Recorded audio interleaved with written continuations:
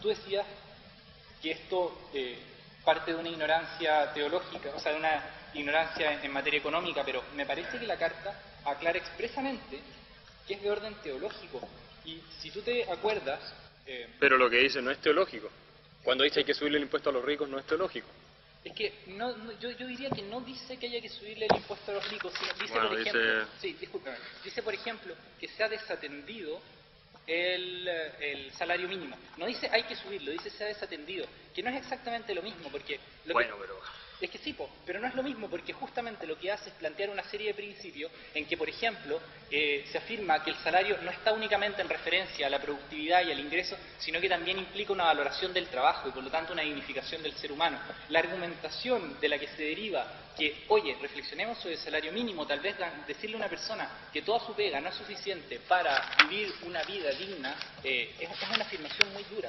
Bueno, en fin, y lo que quería decir es que cuando se promueve el salario mínimo, hubo una larga discusión y te podrás acordar que estuvo en desacuerdo Renovación Nacional. Carlos Larraín estuvo reclamando durante 2 semanas, durante 3 semanas, Hernán Larraín también, la Fundación Sol, bueno, supongo que tú piensas que no son economistas serios, pero la Fundación Sol, digamos, que tiene alguna injerencia, salió en los medios de comunicación diciendo que tenía que ser 250.000 pesos, en fin.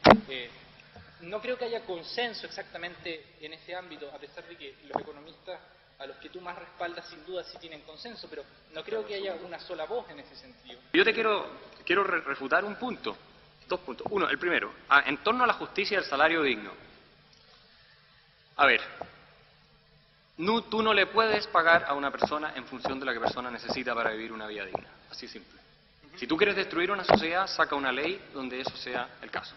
Pongamos el siguiente ejemplo. Supongamos que el señor Ida Razabal, que salió del mejor colegio de Chile, en fin, fue a Harvard, tiene 32 años, heredó una fortuna de su padre y todo lo demás, estudió medicina en la Universidad Católica, se graduó como el mejor, fue a Harvard, se graduó como el mejor en su doctorado, en su postdoctorado, que hizo un nuevo descubrimiento que está salvando millones de vidas a la humanidad, etcétera. Lo que ustedes quieran. Estoy poniendo un ejemplo en el laboratorio para testear la lógica del argumento. Esta persona, el señor Razabal. Después tenemos otro señor, que puede ser Razabal o no, da lo mismo. Y ese señor tiene 7 hijos, no terminó el colegio, no hizo obviamente ninguna universidad, tiene 2 hijos enfermos gravemente, no tiene señora y vive en una casa en las peores condiciones. Si yo tuviera que decidir a quién le pago más, en función de quién necesita más, yo tendría que pagarle varias veces más al señor que tiene la situación económica deplorable y con todos los 6 hijos, que a este tipo, que puede ser brillante, que fue y sacó los mejores títulos de todo el mundo y que probablemente se gane un premio Nobel el día de mañana, que está volviendo a Chile a buscar trabajo. Ahora, supongamos que yo sigo esa lógica y le pago a este gallo, oye, tú tenés 31 años, heredaste, qué sé yo, te pago 500 lucas al mes y con eso solo puedo vivir. Hay familias enteras que viven con eso, y menos. Le pago eso, 500 lucas al mes. Y al otro le digo, mira, para todos tus problemas a ti hay que pagarte unos 5 millones por lo menos. Este es el problema que se genera y aquí es importante el análisis. Si tú le pasas a esa persona los 5 millones, esa persona no está generando en creación de riqueza esos 5 millones. Esto es lo que hay que entender. El salario es una función de la productividad, de lo que los seres humanos, las personas, somos capaces de crear en riqueza. Aquí no hay una torta fija que se reparte, no. Por eso es tan importante la educación y toda la discusión en torno al capital humano y la educación. Queremos que sea un factor de movilidad social. ¿Por qué? Porque la gente cuando va a la universidad estudia ciertas carreras, sale más productiva y gana más. No es una coincidencia que una persona que fue ingeniero civil de la Chile gana más que una persona que probablemente no fue a la universidad. No, produce más. Entonces, si tú le pagas los 5 millones a la persona que está en esa situación de necesidad, ese dinero lo tiene que crear otra persona. Esa riqueza tú le estás en el fondo donando. Tú no le puedes pedir a los empresarios cuando contratan que hagan caridad y le donen a sus trabajadores, incluso por sobre su productividad. Tú no puedes pedir caridad en ese sentido. Que después con las utilidades ellos financien obras filantrópicas es otro tema. Pero ¿por qué no? Porque finalmente el ingreso que tienen las empresas necesariamente viene de los bienes y servicios que las empresas venden en el mercado. El empresario, para financiar ese sueldo que necesita este hombre para vivir dignamente, a tono oprime la situación emocionalmente de esta persona, el ingreso que el empresario puede salir solamente de dos partes. O del bolsillo personal, donde el empresario dice, yo me sacrifico, disminuyo mi ingreso y se lo regalo. O de la venta de los bienes o servicios que este empresario realiza en el mercado. Y para salir de la venta o bienes y servicios que el empresario realiza en el mercado, que es de donde viene toda la fuente de ingresos de los empresarios, tienen que estar los demás trabajadores asalariados y los demás consumidores de acuerdo en pagar, en lugar de 300 pesos por una lata de atún, 5.000 pesos por una lata de atún. Y de esa manera tú estás, en definitiva, generando un empobrecimiento transversal de la sociedad y estás llevando a muchas más personas, porque tú lo que estás haciendo es reducir el tamaño de la torta, aumentar el consumo, disminuir las tasas de capitalización, y con eso estás generando mucho más miseria y estás empeorando el problema. Yo lo que te quiero decir, en esta carta no creo que haya mala intención, yo no creo que lo obispo, oye, ¿cómo puedo hacerle el mayor daño posible a Chile? No, ese no fue el caso, claramente no. Lo que hay es una ignorancia total de cómo funcionan las dinámicas económicas. Tú no puedes económicamente pagarle a una persona en función de lo que necesita para vivir, porque llegaríamos a la conclusión, para vivir dignamente, que también es una cosa arbitraria, ¿dónde está la frontera de lo digno y de lo no digno? ¿Digno vivir en una mansión o digno de un departamento? Bueno, ahí se puede discutir. Pero si tú establecieras esa regla, que es lo que sugiere la Carta Pastoral, lo mínimo para vivir dignamente, si tú establecieras esa regla, tú estarías arruinando a los más pobres del país. Porque son los más pobres a los que tú les prohibirías ofrecer sus servicios a las empresas por su nivel real de productividad y nadie los va a contratar. Entonces tú vas a preferir tener un desempleado a 250.000 pesos que un empleado a 180.000 pesos. Y con eso tú destruyes la movilidad social y destruyes la posibilidad de que estas personas en la misma empresa se capaciten y lleguen a niveles mayores de ingresos. Y este es el realismo económico que hay que aplicar en este tema. Uno no puede quedarse con la discusión, es que en realidad este buenismo, es que en realidad hagámosle el bien a la gente y sacamos conclusiones apresuradas de lo que hay que hacer, nos va a llevar al desastre, esto no funciona. Y sobre eso hay evidencia económica, pero por tonelada, de cómo los salarios mínimos aumentan el desempleo. Me parece, en el caso que tú me propones, en el ejemplo, que si le pagamos efectivamente 200.000 pesos a un trabajador que tiene 7 hijos y que no puede, por lo tanto, me parece que ahí sí está operando un sistema de explotación. Sí, me parece que eso podría llamarse explotación perfectamente sin ningún miedo a ser marxista, digamos. Explotación es un concepto muy duro, digamos, pero ¿Y por qué? ¿Por qué explotación? Si ese mismo trabajador no tiene los 7 hijos, pero está generando la misma productividad, ¿por qué explotación? me parece que hay Porque explotación. ahí no es explotación. Sí, me parece que hay explotación cuando se toma trabajo humano de una persona que tiene dignidad. Una de las cosas que critica la Carta Pastoral y que ha sido criticada por el magisterio mucho tiempo es la comprensión del ser humano como recurso humano o como materia laboral, digamos, como fuerza laboral. El ser humano no es fuerza laboral, no es recurso humano. Entonces, cuando uno extrae su capacidad productiva, su capacidad de trabajo, y no le compensa de modo tal que se vea efectivamente gratificado en su dignidad humana, me parece que ahí está operando una explotación. ¿Pero quién le paga el salario al trabajador? Son un montón de consideraciones posteriores. Tú tienes posgrados en economía, yo te diría, bueno, al menos lo que indica la teoría social, que es de donde yo te puedo hablar, digamos, es que el Estado puede suplir eso de diferentes maneras, a través de subsidios directos o indirectos. No tengo idea, o sea, podría de alguna manera componerse eso. Tú dices que cuando el Estado tiene más poder se disminuye la torta. A mí no me importa tanto que la torta se reduzca un poco. Yo no estoy hablando de volver a la edad de piedra, digamos, pero yo no le tengo miedo a que la torta... peor. Sí, o sea, no sé si se distribuye peor, eso es una afirmación que estaría por probarse, Hay digamos. mucha evidencia al respecto. Correcto, hay Suecia evidencia. es el mejor ejemplo.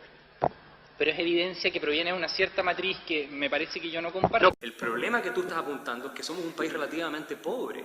Ese es el problema. Entonces, en el fondo tú me estás dando al final la razón, porque tú me estás diciendo cómo hacemos para que esta gente gane más. Tienes que aumentar las tasas de capitalización.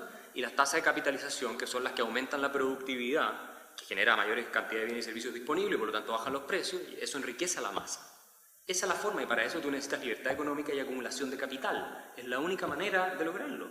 Y para eso tenéis que tener un Estado que no te esté pegando cada vez que tú quieras hacer un proyecto de inversión, un proyecto de desarrollo, y si quieres emprender, que te haga imposible emprender, porque ese es otro tema. Disculpe. Voy a responder muy mínimamente su último y después sigo con los otros 2 puntos que dejé colgando. Me parece que cuando tú dices me estás dando la razón, yo te estaría dando la razón bajo el entendido que yo aceptara esa argumentación específica en que tú dices la única forma de lograr esto es tal, y que es la evidencia que, si me permites, procede de las enseñanzas específicas de la Escuela Económica de Austria. No, esto es bastante aceptado en toda la economía. Pero no es íntegramente aceptado. No es íntegramente aceptado porque efectivamente hay más modelos económicos. Tú mencionaste... Pero respecto al ingreso hay un consenso. Mira, léete el libro de Andrés Velasco, que es Cero Economía Austríaca. Andrés Velasco, contra la desigualdad, es la misma cosa. Bueno, lo que quería decir es lo siguiente. Yo te acepté. Yo soy, en general, muy suspicaz o miro con mucha sospecha cualquier afirmación que diga la única manera de lograr tal cosa es tal. A mí me parece que cuando uno hace esa afirmación, eso es ideología. No, ¿por qué? La única manera de volar en un avión es subiéndose al avión y haciendo partir el avión. Eso no es ideología. Correcto. La única manera... En economía hay verdades y leyes que son casi tan ciertas como las leyes de la física. Yo creo que eso no es así, digamos. Yo Bueno, creo que, o sea, hay discusión en economía. Está bien, pero entre la propia escuela de Austria y la escuela de Chicago hay discusión respecto a si la economía es una ciencia social o si es una ciencia dura. Estamos de acuerdo. O sea, no es solamente que sea digamos, un consenso absoluto, digamos, respecto de cómo funciona el ser humano. El ser humano no es una máquina mecánica, eso lo piensa el propio Hayek. O sea, creo que hay una serie de acotaciones. Disculpa. Pero ¿cómo aumentan los ingresos de un país? ¿Cómo enriqueces a un país si no es con los incentivos para crear riqueza? Correcto, yo creo que efectivamente esa es la forma de enriquecer un país, pero me parece que creer que el desafío hoy es aumentar la riqueza de Chile es ir exactamente contra lo que la Carta quiere expresar. Claro que sí. Porque la Carta no quiere expresar que lo que se necesita es aumentar la riqueza, sino que quiere expresar que no podemos enfocarnos solo en que hay que aumentar la riqueza. Ahora, es básicamente que se ha intentado suplir el bajo ingreso mediante bonos, el bajo ingreso de una familia mediante bonos y no mediante una específica preocupación en el ingreso, entendiendo que, en el salario, ¿ya? Básicamente lo que dice es que se ha desatendido el salario mínimo, entendiendo que el bajo salario se puede, digamos, cubrir a través de otra forma de aporte. Muy en línea con una carta, no sé si la conocerás, pero la carta que le escribe José Piñera a su tío Bernardino refería que no es exactamente lo mismo salario que ingresos, ¿ya? Y que la preocupación debería ser el ingreso y que por lo tanto la actualización a los tiempos actuales, de la doctrina en ese punto específico debería sugerirnos que tenemos que atender el ingreso, porque en el momento en que se escribe la carta la única fuente de ingreso es el salario, etc. Atiende en ese momento José Piñera, es que el salario no solamente tiene una función como, digamos, reporte de ingresos para un ser humano, y en ese sentido, nuevamente, tengo que disentir con Axel, no creo que el salario sea solo una función de la productividad, porque también cumple un rol en la valoración del trabajo humano, que juega un rol importante en la dignificación que la persona hace de su propia acción, de su propia dedicación. Entonces, si a una persona tú le dices, bueno, todo aquello que usted trabaja durante todo el tiempo no vale lo suficiente como para que usted viva, pero no se preocupe porque nosotros le vamos a poner un poquito más para que alcance, eso genera, digamos, un efecto, digamos, no dignificador del trabajo humano. Entonces, me parece que cuando dice que hay que atenderlo, más bien lo dice en ese sentido, y no es que se abra como la posibilidad de discutirlo, pero lo que quería decir es que tampoco dice esto tiene que subirse, sino que dice, ojo, un excesivo énfasis en tales y cuales otras dimensiones ha hecho desatender la preocupación por el salario mínimo. Claro, eso uno tendría que decir, bueno, la atención tendría que llevarnos a subirlo, pero no, o sea, lo que dice es, veamos si se puede subir, por así decirlo, ¿te fijáis? Porque si efectivamente las afirmaciones que plantea Axel resultan ser irrefutables y descubrimos que subir el salario mínimo aumentaría dramáticamente el desempleo y tendríamos una sociedad en la miseria, bueno, no lo subamos. Pero por otro lado hay otros economistas que dicen que no es así, digamos, y que el salario mínimo perfectamente podría subir a 230, 250. Yo no sé si se puede, yo no soy economista, pero al menos vale la pena reflexionar. Claro, entiendo que Axel cree que no se puede. A propósito de tu pregunta, yo tengo otra visión. Miren lo que dicen los obispos. No es comprensible que en un país como Chile, con el nivel económico que hemos alcanzado, un trabajador que tiene un empleo estable esté más bajo la línea de pobreza. Eso no es ético, no se condice con la dignidad humana. El salario ético no es una exigencia de economía, es la consecuencia ética de la misma dignidad humana. Esto es básicamente decir, introduzcamos el salario ético. O sea, si no, a contrario sensu habría que entender, no introducir el salario ético es violar la dignidad humana. Lo que al empresario le interesa es, ¿esta persona me va a rendir lo que le pago o no? Esa es la realidad. Si el empresario no considera, gracias a Dios, porque si el empresario no considerara eso, estaríamos todos quebrados y arruinados. Imagínense si los empresarios en vez de maximizar ganancias, maximizaran pérdidas. Ahí sí que nos iría todo bien, no perseguimos más el lucro, qué cosa más indecente. Entonces, esa es la realidad y los empresarios buscan eso, porque como les digo, los empresarios son mandatarios de los consumidores, que son otros trabajadores, y al final tú no tienes la suficiente riqueza para darles a todos el nivel de vida que nos gustaría que todos tuvieran. En Chile no la hemos creado y tenemos que establecer las reglas, las condiciones y los incentivos para que esa riqueza se cree, y un salario mínimo de 250.000 pesos automáticamente deja por debajo, digamos, le prohíbe a todos aquellos que son menos productivos que 250.000 pesos, que los hay en Chile, entrar al trabajo formal. Y el Estado viene y le dice, yo lo obligo a pagar 1 millón de pesos, los van a despedir y van a quedar desempleados. O sea, esto es súper básico en la ley de economía, y la curva es así, la curva de demanda por trabajo. Precio-cantidad, mayor precio, menor cantidad de demanda, así de simple. El salario mínimo no necesariamente tendría, así como por una ley teologal, ¿te fijáis?, tendría que referirse a salario mensual. Podría haber efectivamente un salario mínimo por hora, por ejemplo, ¿ya? Y en el caso que tú planteáis, ¿te fijáis? O sea, que la hora de trabajo valga tanto. Y que es otra forma. Mira, a mí en realidad, en materia técnica, no me importa la discusión, así siendo sincero. La discusión técnica no me importa, no porque me parezca irrelevante, sino porque yo no la puedo dar, ¿te fijáis? Porque no es mi disciplina. Y creo que necesitaría otra matriz de estudios para darla. Lo que me importa es que la argumentación detrás de la cual se decida un salario mínimo no desconsidere las preocupaciones. A mí me parece que cuando Axel dice con mucha soltura que el empresario contrata preocupándose si la persona va a rendir o no va a rendir la plata, sin ninguna consideración respecto de si el salario que se le va a pagar le va a permitir o no le va a permitir llevar una vida digna, a mí me parece que lo que opera ahí es una amoralización de la actividad económica que no es consistente al menos con la visión antropológica que defiende la Iglesia Católica, en el sentido de que toda acción humana en la medida en que afecta en otros hombres, es también de orden moral.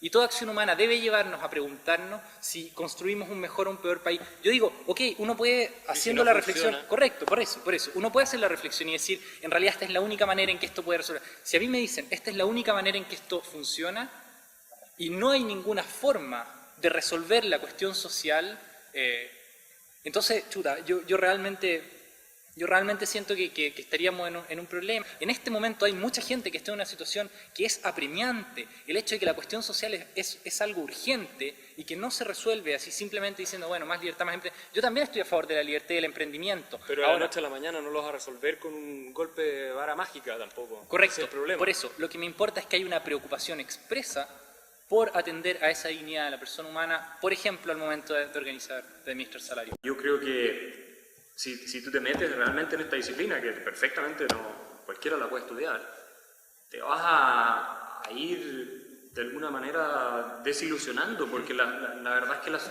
respuestas a los problemas son muchísimo más complejas y toman mucho más tiempo de lo que la gente cree, de lo que los obispos creen y lo que los políticos dicen en la tele.